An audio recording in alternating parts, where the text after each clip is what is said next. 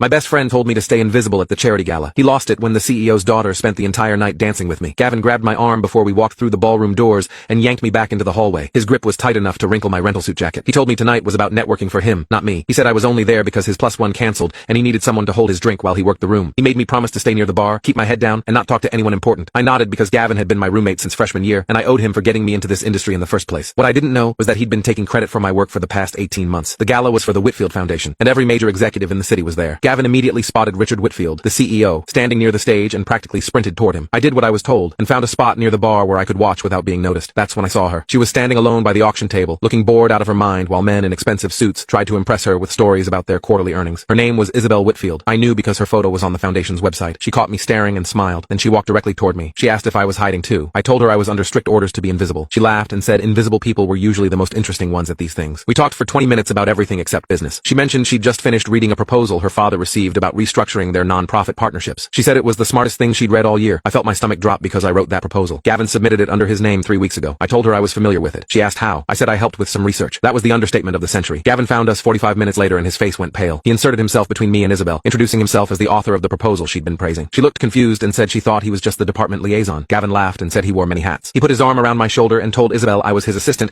and apologized if I'd been bothering her. Isabel's expression changed. She asked me directly if I worked under Gavin. I said technically,